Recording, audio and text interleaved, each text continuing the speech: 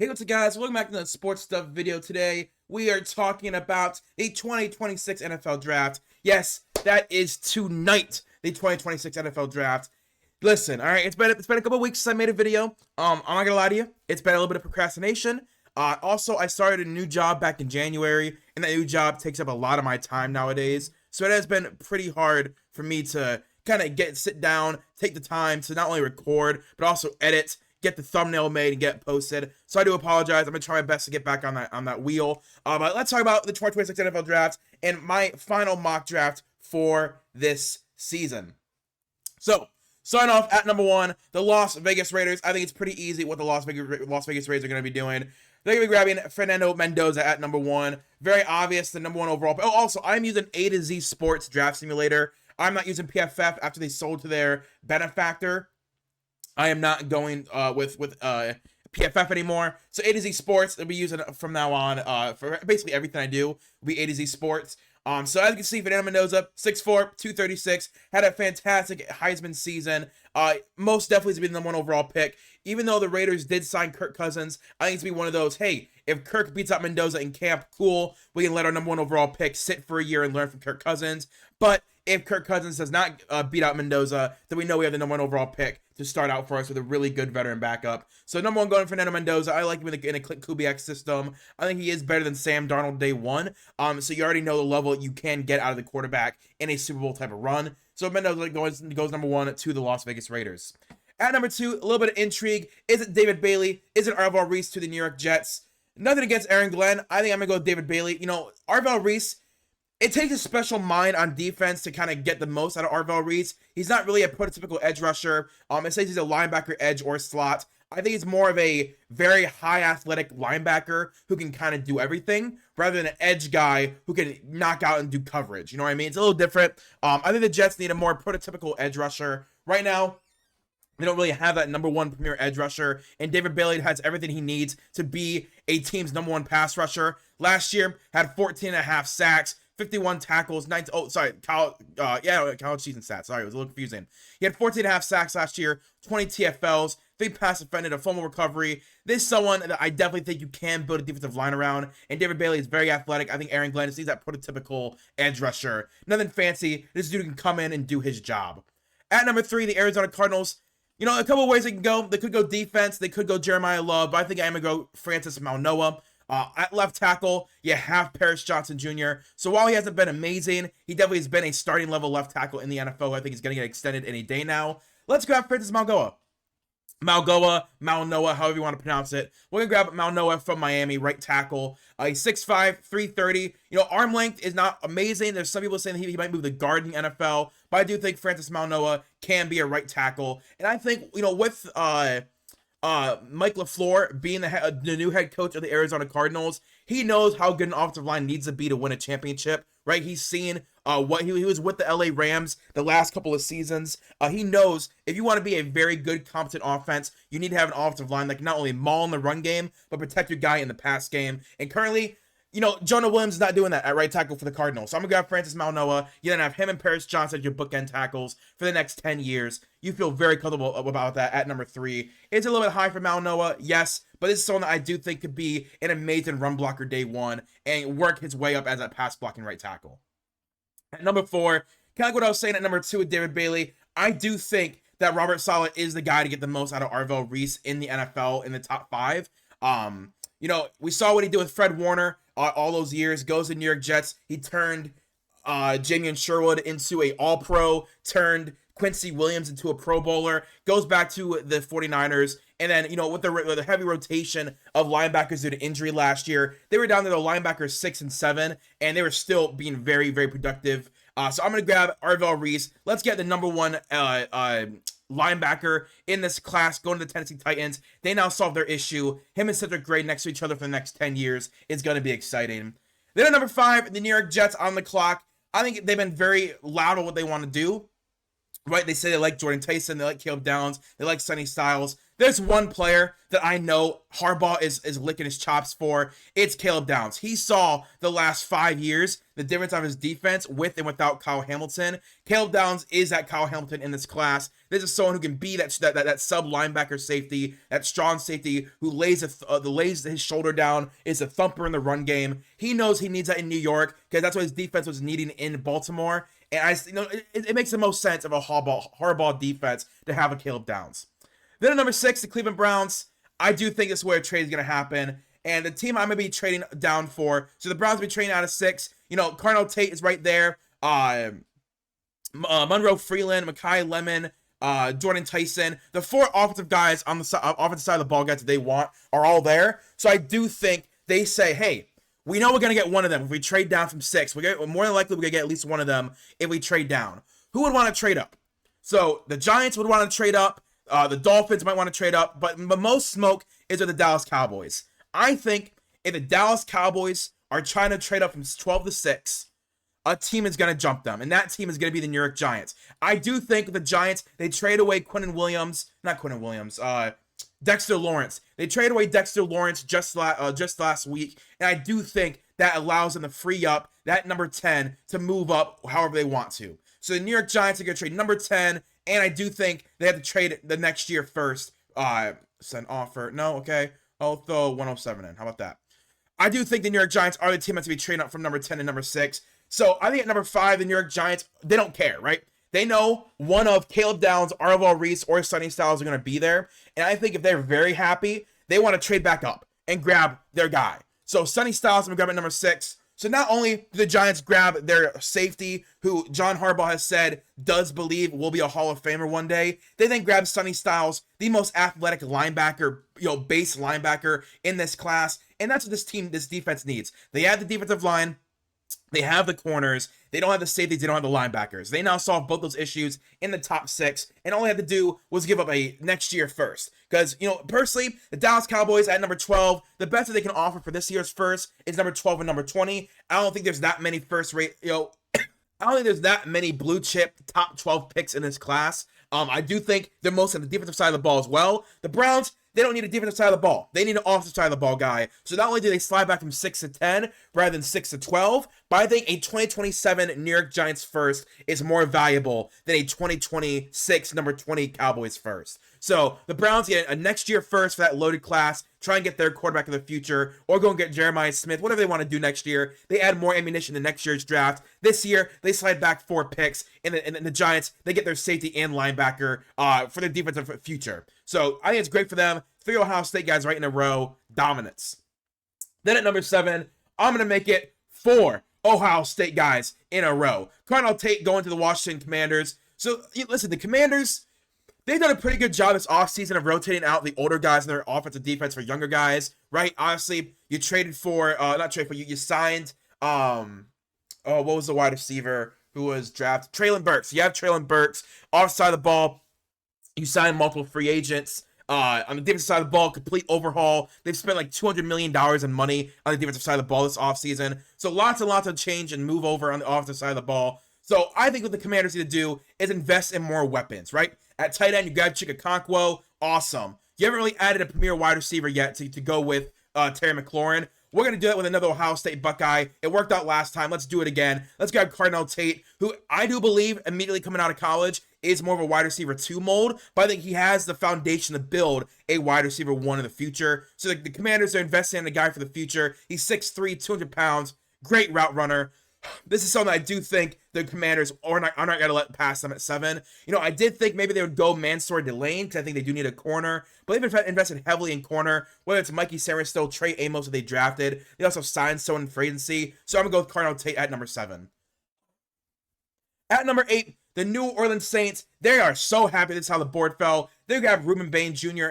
From Miami, who potentially could be the number 1 edge rusher from this class when it's all said and done. He has a great foundation. My thing is, with David Bailey and Ruben Bain, they both boomed around the same exact time as each other. But David Bailey, this was better. It's as simple as that. He was better this year. Ruben Bain, obviously was a driving force of a national championship team, but how much of that was your Russian opposite of a 25-year-old guy in Akeem Mesidor, right? How much of that can you credit to Akeem Mesidor? So Rimbabane is a fallen 8, very good player still, has good arm length. I do think it could be the number 1 edge rusher if we did a redraft in 5 years. But as of right now, I'm going to grab him at number 8, pair him up with Chase Young up there in New Orleans.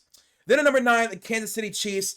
I do think they're looking for a trade down. The Kansas City Chiefs, I don't think they like this board. You know, obviously they signed Kenneth Walker, running back. I don't think they're going to grab a corner at number 9 after trading away Trent McDuffie.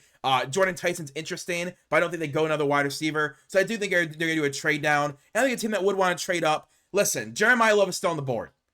I think a team who needs a running back badly right now is going to trade up for it. And that's going to be the Minnesota Vikings. So number 9 for number 18 and number 49. So simple trade back. You're giving up a number 1 and a number 2, 2 top 50 picks and move up to number 9. I think that's a pretty fair trade. The Minnesota Vikings, they trade up from number 18 and number 9, and they're going to grab Jeremiah Love to pair with not only JJ McCarthy, but Kyler Murray. So if JJ McCarthy does not work out, cool. You still have one of the best young running backs in the last 5 years coming out of the draft on your team. And I do think that Kevin O'Connell has been looking for a physical running back who has that thumping speed, whether it was Cam Akers, whether it was Aaron Jones. They've been trying to solve that running back position for the last 5 years. Cool. It's Jeremiah Love. He's going to solve it. He's going to raise the floor of this offense to where it's not so Justin Jefferson heavy, and now everyone can feast a little bit better. So if it is JJ McCarthy, who is the starting quarterback week 1, you know, you get back to that Michigan prime of his where he's more play action off the run. Or if it's Kyler Murray, cool. You know, have a really good dual threat quarterback with Jeremiah Love, with this offensive line. I love it at number 9. And all they do is give up number 1 and number 49. Then the Cleveland Browns at number 10. They're looking at the board. Carnell Tate's not there. You know, Jordan Tyson, Mekhi Lemon, that would be nice to grab at number 10. But I don't think you can pass up a franchise left tackle. And I do think Monroe Freeland can be that franchise left tackle no matter what team he ends up on. 6'7", 315, absolute dominance left tackle at Georgia last year. The only downside, 1-year starter. That is a downside. We need to be honest about it. That is a downside. What he's going to be in the NFL, you don't really know. But watching this film from Georgia this last year, this is someone who I do think is going to be one of those late risers who kind of like Mike Green last year, who went from like a 3rd or 4th round pick to being a first round pick with the Baltimore Ravens. I'm going to do it. Grab at number 10. The Cleveland Browns now finish their offensive line rebuild. Now, obviously, they need a wide receiver still, but they got another first-round pick this year to go grab a wide receiver. But you can't give up a franchise left tackle possibility at number 10. They don't grow on trees. Then at number 11, the Miami Dolphins, you know, they traded away Jalen Waddle to the Denver Broncos. So the Miami Dolphins definitely need more help on the offensive side of the ball. And I'm going to grab Mekhi Lemon. So you're basically replacing Jalen Waddle with a mixture of George Pickens and Amon-Ra St. Brown. That's Mekhi Lemon. 79 receptions, 1,100 yards, 11 touchdowns. If you guys watch Mekhi Lemon play, this dude does a lot of his best work, not only in that power slot role, but outside the numbers. He's a very crisp route runner, very fluid in the open field. I think Mekhi Lemon could easily be a Amon-Ra St. Brown type player with George Pickens' elusiveness. That is a great combo, and I do think the Miami Dolphins, that's something they desperately need as a true wide receiver threat, because right now, it's Malik and Taj Washington as your wide receiver 1 and 2. Yuck, with Jalen Tolbert fighting for that. Let's go Mekhi Lemon. He'll get 300 receptions this year with, again, force-fed that ball. Then, at number 12, the Dallas Cowboys, they're feeling pretty good. They're saying, you know what? We didn't get the premier edge rusher or linebacker, but let's go and grab the best corner in this class in Mansour Delane. You know, we cut Trayvon Diggs in the middle of the season. Cornerback has been very bad for us the last 2 years. Let's go and grab the number 1 guy. He's 5'11", 187. True lockdown press man corner. Definitely someone I do think could end up being a franchise cornerstone and someone that you can really build a defense around. We're going to grab him at number 12 and run to the draft board to do that. Then at number 13, the Los Angeles Rams. You know, I got the Rams thinking, right? You have Devontae Adams. You have Matt Stafford. They're both aging vets. You have Puka Nacua, though. But I think Puka Nacua does his best when he has an outside boundary threat to allowing him to do his best work out of the slots. I'm going to grab Jordan Tyson at number 13. Is it crazy? Yes, I'm all for saying grabbing Jordan Tyson to the LA Rams at number 13 is crazy. Yes, he is injury prone. But listen, this allows him a full year to not have to put the expectations and playing time on his body. He can slowly build his NFL frame, his NFL skill set under Davante Adams for a full season. So then in 2027, once Matt Stafford more than likely retires, once Davante Adams could retire if they win a Super Bowl, boom, you have an in-house built prospect who can take over that boundary threat that they've been desperately trying to find. They find out Davante Adams, Puka Nacua has a fantastic season. You now have Jordan Tyson to replace him next year. I love it. I think it makes a lot of sense. They gave him number 13. And honestly, that's the biggest thing, is another wide receiver threat. You have Puka, you had Davante, awesome. But after that, you got a bunch of nobodies. Now you have a guy like Jordan Tyson to really alleviate a lot of that pressure off those two guys. Then at number 14, the Baltimore Ravens. I'm going to go Kenyon Sadiq. I do, listen. Declan Doyle, their offensive coordinator, was a former Bears assistant coach. We don't really know what he's going to be. We don't know. We have no idea what he's going to be. Is he going to use tight ends a lot? Obviously we saw that with the Chicago Bears, Cole Kmet and Colson Loveland, as the season went on, both got used heavily. I think, and Mark Andrews, Kenyon Sadiq tight end room makes a lot of sense. They've already committed to Mark Andrews. They gave him an extension during the season. Kenyon Sadiq, though, allows them another receiving threat and a really good pass blocker. They lost Isaiah Likely. This is their replacement and their eventual guy who will succeed Mark Andrews. It gets Lamar another guy. I think it makes a lot of sense. They give him at number 14 to really build up this offensive receiving room.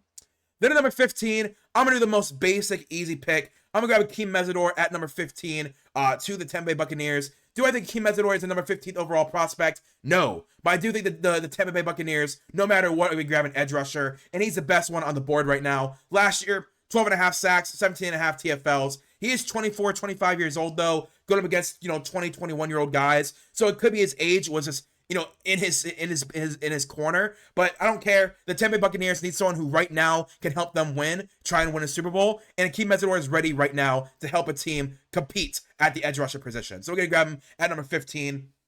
Then at number 16, the New York Jets. They grabbed David Bailey earlier. I'm going to continue that defensive route. I'm going to grab Emmanuel McNeil-Warren. At safety, the Jets definitely needs a little bit more help. I believe they grabbed Minkah Fitzpatrick either in a trade or in free agency. I can't remember, but I do believe Minkah Fitzpatrick is on the Jets right now. We'll grab Emmanuel McNeil-Warren. He's, the future at that position. Minkah's 32 years old. They have Malachi Moore, who they drafted last year at strong safety. So, now you have a trio that you really do believe in. And eventually, Emmanuel McNeil-Warren will be that star in the safety room. This is someone who I think can play against the pass coverage, a really good run stopper as well. Just someone who overall does everything you want him to do in the safety position. Then number 17, the Detroit Lions. I'm going to go and grab Spencer Fano, left tackle from Utah. This dude was a former top 10 pick. I just feel, while other guys have risen their draft stock, his is just lowered. Not out of bad play, but for example, Francis Maunoa, he just been testing amazingly at really good interviews I've heard as well. Monroe Freeland, franchise left tackle, and as it was boom and boomed and boomed as the offseason went on. Spencer Fano has kind of fallen off the boards a little bit because he hasn't really done anything special like the other guys have. He didn't make a national championship run. He isn't a 6'7" left tackle who is just, as you watch more and more film rising up your board, he's solid though. I think the Detroit Lions love to have a solid left tackle opposite of Penei Sewell for the future. So I think they would love that. Then at number 18, I'm going to grab Jamad McCoy. Listen, the Chiefs, they're able to trade back, get an extra top 50 pick, and they still grab a top-end corner. The only issue is Jamad McCoy might be out the entirety of his rookie season. They're saying Jamad McCoy might miss the entirety of the 2026 season because his surgery did not go correctly the first time, so he might have to have another surgery and knock him out the entire season. That's fine. When healthy, Jamad McCoy is one of the best corners in this class. Debatably would have been the number one corner in this class. Now that the Chiefs, they get him at number 18, they're betting on 2027, him coming in and being their cornerback number one. As you can see, again, this dude, once it was like, they're saying, hey, he's getting healthier and healthier. They think he's going to be healthy for the season. Oh, all the news of his injury now, he's going down the board.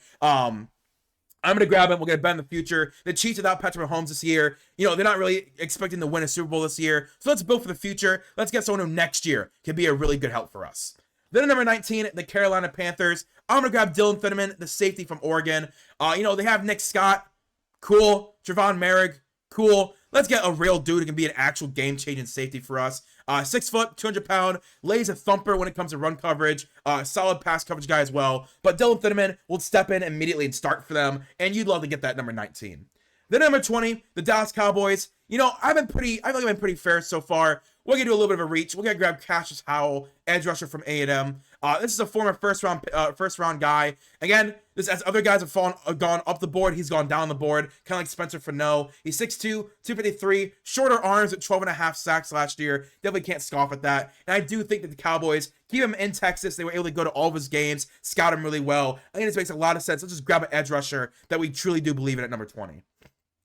Then at number 21, the Pittsburgh Steelers. You know, they don't have a lot of draft picks this year, so I do think there's a real chance that they want to do a trade. Yeah, see, they mostly have thirds and fourths.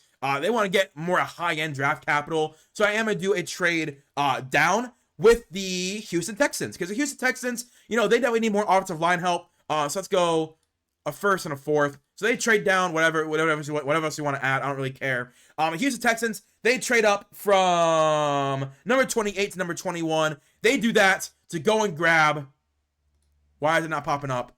Olavide Iyone.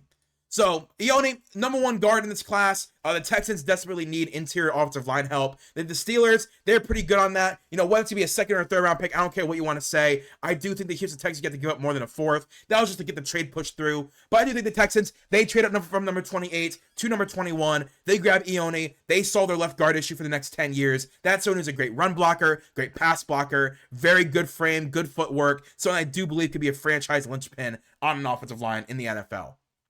Then at number 22, I'm going to grab Peter Woods, nose tackle from Clemson. Currently, the Chargers, their nose tackle, it's a rough situation. Peter Woods, former top 10 prospect, again, had a really rough season this year. Only 1.5 sacks, not a great run stopper either this year, but definitely someone that, you know, we saw in his first 2 years in college could be a fantastic nose tackle. Then they get him at number 22 as they slowly rework this rebuild of this team, because offensively, you know, it's a question mark with Mike McDaniel, but you know that they're going to score a lot of points. Now, can their defensive line, can their edge rushing group, and can their secondary hold up? That's the question. That's what they have to solve throughout this offseason. And I do think Peter Woods is the final piece of this defensive line that they need to truly get that dominant front five. Then at number 23, I'm going to grab a tackle. I'm going to grab Blake Miller, right tackle from Clemson. I know we've seen this entire offseason the rumors that maybe Lane Johnson and Jordan Mailata might retire. I was shocked about Jordan Mailata, but they're saying he was thinking about retirement. But Blake Miller, he's 6'6", 317. Didn't let up a lot any sacks this last year. Really good right tackle prospect. I think the Eagles, they usually are a year early rather than a year late. So they're going to grab Blake Miller. He's going to sit behind Lane Johnson for a year. And next year, if Lane wants to retire, you now have a built-in replacement ready to go in 2027. Now, as you can see, the Browns, you know, it's a rough group of wide receivers. Casey Concepcion, Omar Cooper, Denzel Boston. You know, I like Omar Cooper. I like Denzel Boston. I don't really like Casey Concepcion. But I think something crazy is going to happen. I think the Cleveland Browns, they're at number 10, say, awesome, we got Monroe Freeland, we have our franchise left tackle. However, we're not sold on any of the wide receivers being a wide receiver 1 for us. Because currently, we don't have a wide receiver 1. We have wide receiver 2s and 3s. So I think they're going to make a trade. A very big trade. A very, very big trade. A very, very big trade. I think the Cleveland Browns call up the Philadelphia Eagles on the clock on number 24 when they're thinking about drafting KC, Omar, or Denzel Boston. They call up the Philadelphia Eagles, say, yo, hey, Howie Roseman, it's your old friend Andrew Berry who used to work with you. I want AJ Brown. What are the New England Patriots offering? They're offering number 31. I'll offer you number 24. Simple as that. No extra picks, no extra nothing. You get number 24, so you get to pick back-to-back picks. We get AJ Brown. We'll pay him a massive new salary to make him happy, and we'll force feed him the ball. And this is the deal. Oh, I did not do it correctly. AJ Brown. I did not have it up. Shoots. Okay, well, forget it. We get paid AJ Brown $36 million a year. That is $1 million more than Justin Jefferson. That is number 3 when it comes to wide receiver money. And we're going to force feed him the ball. He's going to be happy. He already has his ring. Now he wants to win a Hall of Fame case. So we're going to do it. We're going to trade for AJ Brown, force feed him the ball, give him a brand new 4-year contract, making him the number 3 highest paid wide receiver in the NFL. Boom. It works out for everyone. The Eagles, they not only get a first-round pick, they get a first-round pick 7 picks earlier, so they can grab whoever else they wanted. And the Cleveland Browns, they get their wide receiver 1. AJ Brown gets his money and the situation to get force-fed the ball. I think it makes a lot of sense for all teams involved. Obviously, AJ Brown wants to go to Mike Vrabel, wants to go to the Patriots. I don't care. The Browns trade number 24. They get A.J. Brown. And now the Eagles, they get the pick yet again at number 24. And they are going to grab Omar Cooper Jr. So Omar Cooper, he's not as good as A.J. Brown, but he does a lot of similar things. He's kind of like a B- B version of A.J. Brown's A+. So he fits the athletic profile, smaller frame, but definitely goes up and gets those go balls. Someone I think is going to be a lot more of a team-friendly guy as well, is willing to run block as well. You already have Devontae Smith, though, who is going to get a bulk more of those targets. But Omar Cooper Jr. on the outside replaces A.J. Brown immediately. Again, not to the effect he's going to be, but I think the role that he plays, Omar Cooper can play. I do think he's more of a wide receiver 2 for his career, but he sneaks into the first round at number 24.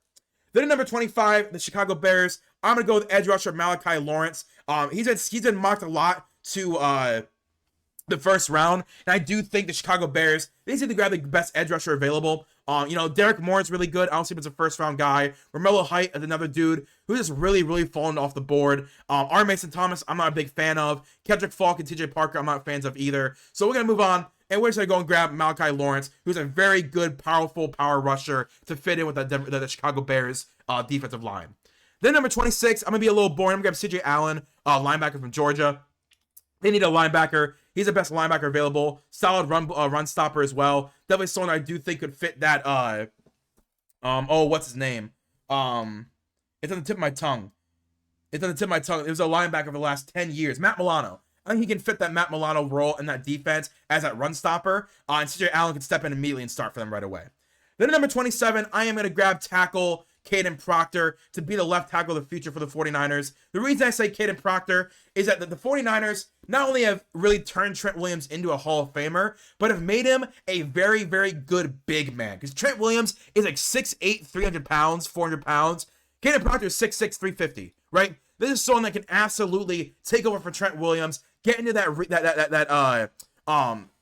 system that Trent Williams is so successful at. Get him at left tackle. Let him sit for a year or two. He's only 20 years old. Let him sit for a year or two. Learn from Trent Williams. Then when Trent does retire, you can then let Caden Proctor take over. You just can't let Trent Williams hold you hostage anymore. He did this entire offseason. He's been saying he wants to get traded. He wants a new deal. They eventually, yesterday, worked out a new deal. But guess what? They now have a backup option in Caden Proctor for the future to not get held hostage anymore.